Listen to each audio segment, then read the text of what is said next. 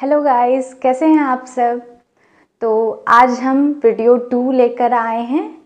कौन सा? केमिस्ट्री का चैप्टर 1 का some basic concepts of chemistry. तो पिछले वीडियो में हम लोगों ने क्या देखा था, क्या क्या डील किया था कि केमिस्ट्री क्या होता है, फिर और भी बहुत सारे चीज़ हम लोगों ने पढ़े थे। फिजिकल क्लासिफिकेशन ऑफ मैटर तक हम लोगों ने डील किया था। तो उसके बाद मैंने बोला था कि केमिकल क्लासिफिकेशन हम पढ़ेंगे, जिसमें मैंने आप लोगों को बताया था कि केमिकल क्लासिफिकेशन ऑफ मैटर में 2 टाइप्स में डिवाइड किया गया है, प्योर सब्सटेंसेस और मिक्सचर्स। तो प्योर सब्सटेंसेस को आज हम लोग डील करेंगे। प्योर सब्सटेंसेस क्या है, आइए देख लेते हैं। तो बोर्ड पे मैं लिखूं उससे पहले मैं कुछ पॉइंट्स बता देती हूँ। प्योर सब्सटेंसेस क्या होते हैं? वो सिंगल टाइप ऑफ पार्टिकल्स से बने हुए होते हैं, सिंगल टाइप ऑफ पार्टिकल्स, और उसका जो कॉन्स्टिट्यूएंट पार्टिकल्स होता है, उसका जो केमिकल नेचर होगा वो सेम होता है। ठीक है, तो प्योर सब्सटेंसेस का एग्जांपल क्या ले सकते हैं? Gold, silver, copper, water, glucose, anything जो सिंगल टाइप ऑफ पार्टिकल्स से बने हुए होते हैं। लेकिन अब आप बोलेंगे कि वाटर जो है वो तो हाइड्रोजन और ऑक्सीजन से बना हुआ है, तो ये कैसे प्योर सब्सटेंसेस है? तो प्योर सब्सटेंसेस है, क्यों? क्योंकि ये फिक्स्ड रेशियो में है। वाटर और हाइड्रोजन दोनों हमेशा, वाटर कहीं से भी आप ले लीजिए, टैप वाटर ले लीजिए या फिर कहीं से भी आप वाटर ले लीजिए, तो उसका जो वाटर के एक मॉलिक्यूल में जितना हाइड्रोजन और ऑक्सीजन रहता है, उसका रेशियो हमेशा हर तरीके के वाटर में इक्वल होता है। इसलिए उसको हम प्योर सब्सटेंसेस बोलते हैं। और वो दोनों हाइड्रोजन और ऑक्सीजन मिलके एक केमिकल नेचर शो करता है और हमेशा वो फिक्स्ड होता है और एक तरह का कॉन्स्टिट्यूएंट पार्टिकल वो शो करता है। ठीक है, जैसे अब ग्लूकोज भी हो गया, तो हाइड्रोजन, ऑक्सीजन और कार्बन से बना हुआ है, तो उसका भी रेशियो फिक्स्ड रहता है। कहीं भी ग्लूकोज रहेगा तो उसका रेशियो कार्बन, हाइड्रोजन और ऑक्सीजन का फिक्स्ड होता है, और वो सारे मिलकर एक टाइप का केमिकल नेचर शो करता है, इसीलिए उसको प्योर सब्सटेंसेस बोलते हैं। और गोल्ड, सिल्वर ये सब तो एलिमेंट्स हैं ही, तो एक टाइप के पार्टिकल्स से वो बने हुए होते हैं। कंस्टिट्यूएंट पार्टिकल्स जो होते हैं वो केमिकल नेचर हमेशा एक तरह का शो करते हैं। ठीक है, तो अब हम देखेंगे कि प्योर सब्सटेंसेस कितने टाइप्स में है। तो प्योर सब्सटेंसेस एलिमेंट्स और कंपाउंड्स दो तरीके का होता है। तो एलिमेंट्स जो होता है वो तो सिंगल टाइप का कॉन्स्टिट्यूएंट पार्टिकल, मतलब उसको और नहीं तोड़ा जा सकता है। और कंपाउंड जो होता है वो 2 एलिमेंट्स या मोर देन 2 एलिमेंट से बना हुआ होता है। ठीक है, तो अब प्योर सब्सटेंसेस को जो है हम लोग फिजिकल मेथड से कभी भी उसका कॉन्स्टिट्यूएंट पार्टिकल्स को अलग सेपरेट नहीं कर सकते हैं। उसके लिए हम लोगों को केमिकल मेथड्स चाहिए। तो वो केमिकल मेथड्स जो हम लोग यूज़ करते हैं सेपरेट करने के लिए, उसके बारे में भी हम लोग जानेंगे। लेकिन physical method like filtration, distillation, hand picking, ये सब से हम लोग कभी भी प्योर सब्सटेंसेस को सेपरेट नहीं कर सकते हैं उसके कॉन्स्टिट्यूएंट पार्टिकल्स को। तो आइए सबसे पहले हम एलिमेंट्स को डिफाइन करेंगे, लेकिन सबसे पहले हम क्या करेंगे, प्योर सब्सटेंसेस को, उसका जो इम्पोर्टेंट पॉइंट्स है वो कॉपी में लिखेंगे। तो सबसे पहला पॉइंट है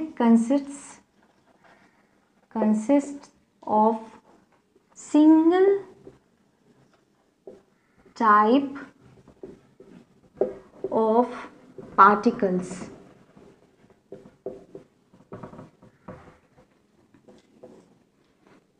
एग्जाम्पल क्या हो जाता है? Gold, silver, copper, water, glucose etcetera. ठीक है,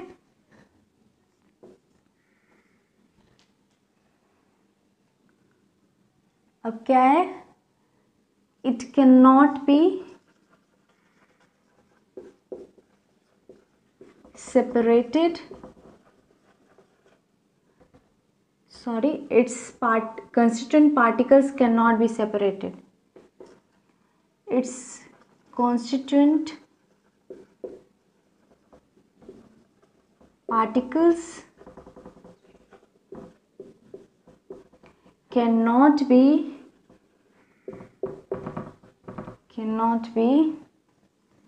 separated by simple physical methods like filtration, distillation,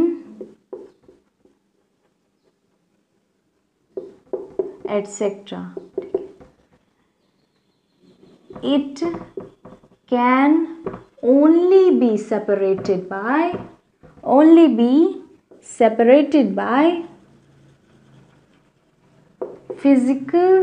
chemical methods. ठीक है, ये हो गया. अब in water we know that hydrogen and oxygen are present, but they are always in fixed ratio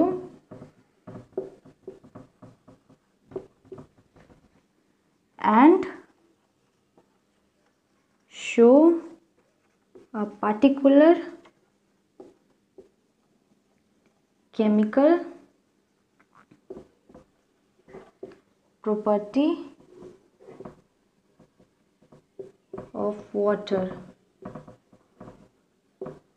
Therefore, it behaves as a pure substance. ठीक है, तो ये सब पॉइंट्स था, आप लोग नोट डाउन कर लीजिएगा. ठीक है, या फिर स्क्रीनशॉट ले लीजिएगा. अब इसके बाद हम क्या डील करेंगे? एलिमेंट्स. नेचुरली जो अक्रिंग एलिमेंट्स है अर्थ क्रस्ट में हमारा पाया जाता है, तो सारा एलिमेंट्स जो है इक्वल प्रोपोर्शंस में नहीं होते हैं, सब अलग अलग प्रोपोर्शंस में पाए जाते हैं. और 20 जो एलिमेंट्स है वो 99% ऑफ अर्थ क्रस्ट का जो है ले लेता है स्पेस. ठीक है, सिर्फ और सिर्फ 20 एलिमेंट्स 99% अर्थ क्रस्ट ले लेता है. ठीक है, और सबसे ज़्यादा अबंडेंट ऑक्सीजन, सिलिकॉन, ये सब हमारा हो जाता है. ठीक है, तो about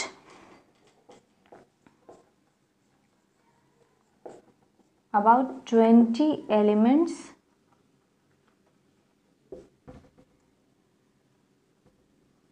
occupy 99% of Earth's crust. ठीक है, तो ये था हमारा एलिमेंट्स. अब एलिमेंट्स कितने टाइप्स में हैं? मेटल्स है, नॉन मेटल्स है, मेटलॉइड्स है. ठीक है, अब उसको हम लोग डील करते हैं. तो अब मेटल्स को डिफाइन करते हैं. तो मेटल्स क्या होते हैं? मेटल्स आप लोगों ने क्लास 8 में अच्छे से पढ़ा था, याद करिए. क्लास 8 में क्या था? मेटल्स का सारा प्रॉपर्टीज़ लिखा हुआ था बुक में. क्या क्या था? लस्ट्रस होते हैं, जनरली हार्ड होते हैं, जनरली जो है डक्टाइल होते हैं, मैलिएबल होते हैं, कंडक्ट इलेक्ट्रिसिटी, कंडक्ट हीट, इतने सारे प्रॉपर्टीज़ हम लोगों को मेटल्स के मिले थे. बस हर प्रॉपर्टीज़ में कुछ न कुछ एक दो एक्सेप्शन थे, किसी किसी में एक्सेप्शन नहीं भी थे. ठीक है, तो मेटल्स को देख लेते हैं. तो they are they are generally lustrous, hard, malleable. Malleable means can be bitten into thin sheets. Ductile, can be drawn into wires. Conducts heat and electricity.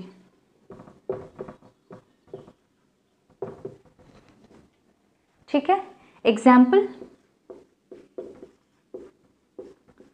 Gold, silver, copper etcetera. About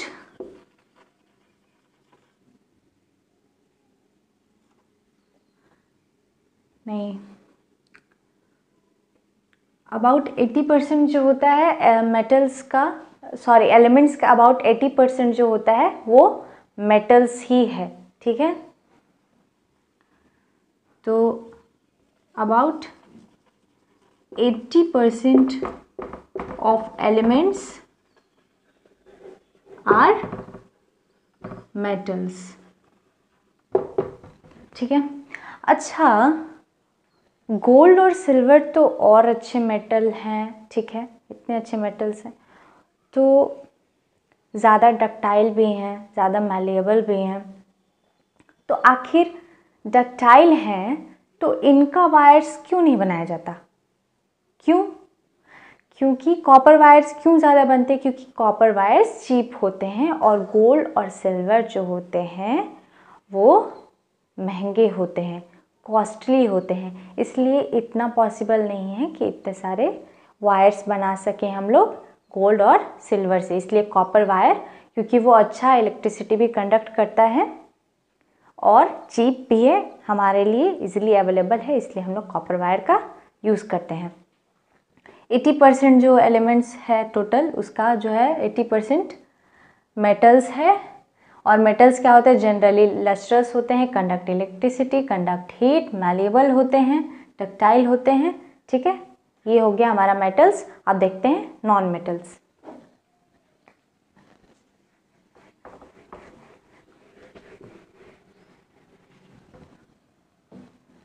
non metals,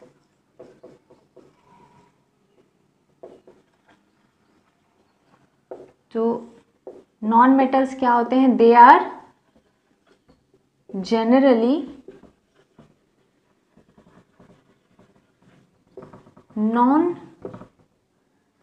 non-lustrous,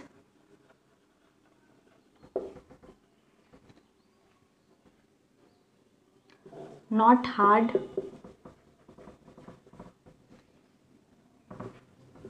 not ductile, not malleable,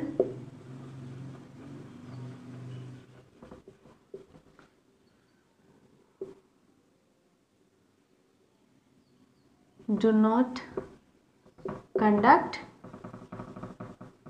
electricity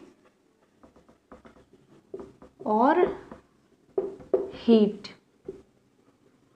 but electricity graphite conduct करता है, जो कि non metal है, इसलिए वो exception में आता है. ठीक है, ये हो गया. एग्जाम्पल क्या हो जाएगा? Hydrogen, hydrogen, oxygen etcetera. ठीक है, अब देखते हैं हम metalloids.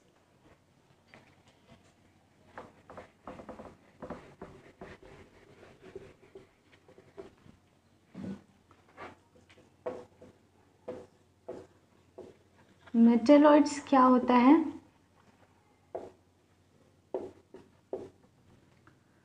they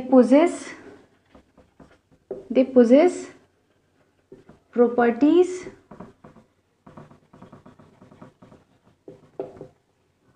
of both metals and non-metals.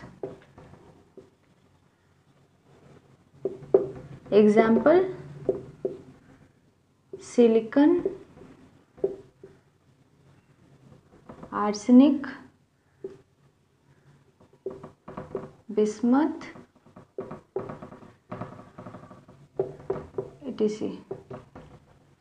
ठीक है, तो मेटलॉइड्स क्या होते हैं? मेटल्स और नॉन मेटल्स के दोनों प्रॉपर्टीज़ को शो करते हैं। ठीक है, सिलिकॉन, आर्सेनिक, बिस्मथ एटसेट्रा हमारा हो गया इसका एग्जाम्पल। अब हम क्या देखेंगे?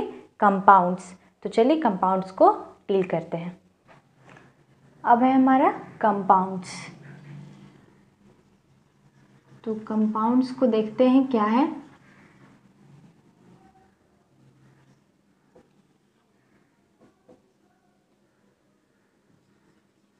It is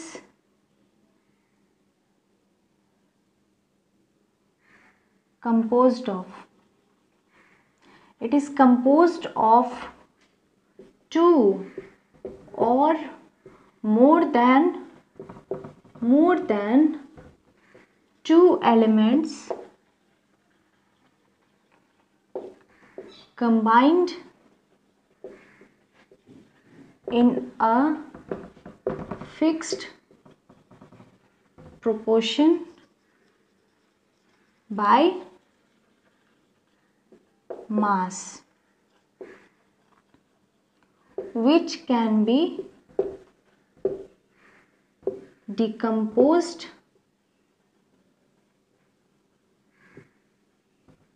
into its constituent particles by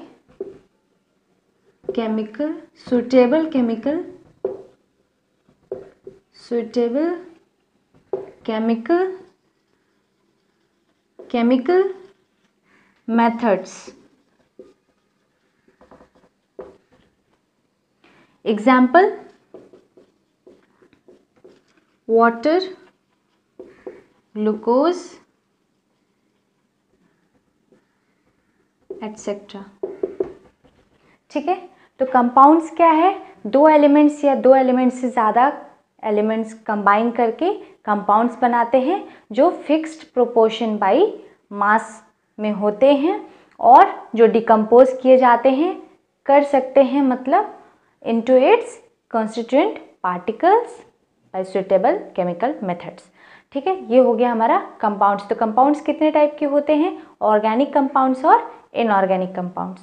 तो चलिए उसको भी डील कर लेते हैं। अब कंपाउंड्स कितने टाइप्स में हैं? Inorganic compounds and organic compounds. तो इनऑर्गेनिक कंपाउंड्स क्या हैं? These are the compounds which are obtained from non living sources such as rock, minerals etcetera. तो एग्जाम्पल क्या हो गया? Common salt, washing soda etcetera. ठीक है, सेकेंड है organic compound. These are the compounds which are obtained from living sources such as plants and animals. All these contain carbon, oils, fats, proteins etc. इसका example है। तो inorganic क्या है? जो non living sources से हम लोगों को मिलता है, जैसे कि रॉक्स हो गया, मिनरल्स हो गया, इससे हम लोग एक्सट्रैक्ट करते हैं इनऑर्गेनिक कंपाउंड्स। तो वॉशिंग सोडा ये सब हो गया हमारा। और ऑर्गेनिक कंपाउंड्स क्या होता है? प्लांट्स और एनिमल से मिलते हैं। और सारा ऑल लिविंग ऑर्गेनिज्म में हम लोगों को कार्बन मिलता है। कार्बन पाया ही जाता है, बिना कार्बन के वो लिविंग नहीं बोल सकते हैं उसको, ऐसा मैंने बताया था। इसलिए वो सारे कंपाउंड्स जो ऑर्गेनिक होते हैं, ऑर्गेनिक कंपाउंड्स में हमारा क्या होता है? कार्बन प्रेजेंट होता है और प्लांट्स और एनिमल से मिलते हैं। तो एग्जांपल हो गया ऑयल्स, फैट्स, प्रोटीन्स एटसेट्रा। तो ये था कंपाउंड्स, और कंपाउंड्स हम लोगों का फिनिश हुआ यहीं पे। अब हम लोग करेंगे मिक्सचर्स। तो मिक्सचर्स को डिफाइन करेंगे, कितने टाइप्स ऑफ मिक्सचर्स हैं उसको भी देखेंगे। अब है मिक्सचर्स। तो मिक्सचर्स को डिफाइन करते हैं, क्या है? It contain more than one kind of pure form of matter known as substance. It is a simple combination of two or more substances in which the constituent substances retain their identity. ये क्या है? Mixtures क्या है? एक या एक से ज़्यादा प्योर फॉर्म को जब मिक्स कर लेते हैं तो वो मिक्सचर हो जाता है। तो वो जो प्योर फॉर्म जो हम लोग मिक्स करते हैं एक या एक से ज़्यादा, तो उसको क्या बोलते हैं हम? सब्सटेंस। तो इसमें जो कंस्टिट्यूएंट सब्सटेंसेस होते हैं वो अपना आइडेंटिटी नहीं छोड़ते हैं, वो दूसरा आइडेंटिटी नहीं शो करते हैं, वो जो उनका खुद का आइडेंटिटी होता है वो थ्रू आउट द मिक्सचर उनका शो होता है। ठीक है, तो mixtures are of two types. First is are homogeneous mixtures and second is heterogeneous mixtures. तो होमोजेनस मिक्सचर्स और हेट्रोजेनस मिक्सचर्स को एक एक करके हम डील करेंगे। तो सबसे पहले होमोजेनस मिक्सचर को देखते हैं। Homogeneous mixture, a mixture is said to be homogeneous if it has a uniform composition throughout. The components of homogeneous mixture cannot be seen under a powerful microscope. Example ले सकते हैं हम air. Air क्या है? Mixture of gases है, nitrogen, hydrogen, oxygen, carbon dioxide, बहुत सारे gases मिलकर ये एयर कॉन्स्टिट्यूट करते हैं। ठीक है, तो गैसोलीन भी हमारा हो गया, सी वाटर हो गया। सी वाटर में क्या होता है? सॉल्ट इस तरह से वाटर में मिक्स होते हैं कि उनको हम पावरफुल माइक्रोस्कोप से भी नहीं देख सकते हैं। ठीक है, उसके कॉन्स्टिट्यूएंट को। तो होमोजेनस मिक्सचर में क्या होता है? सारा जो उसका कॉम्पोजिशन होता है सब्सटेंसेस का वो थ्रू आउट यूनिफॉर्म होता है, और इसीलिए हम होमोजेनस मिक्सचर्स को सॉल्यूशंस भी बोल सकते हैं। ठीक है, तो सॉल्यूशन जैसे सॉल्ट सॉल्यूशन, आप शरबत ही पीते हैं तो उसमें क्या होता है? चीनी यानी शुगर और वाटर, और प्लस कभी कभी आप लेमन या फिर उसकी जगह कुछ और भी यूज़ करते हैं।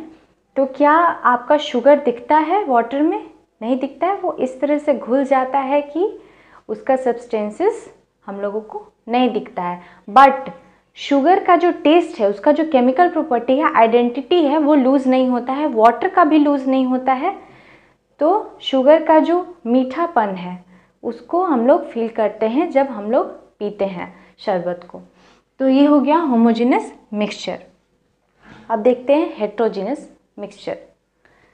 Second is are heterogeneous mixture.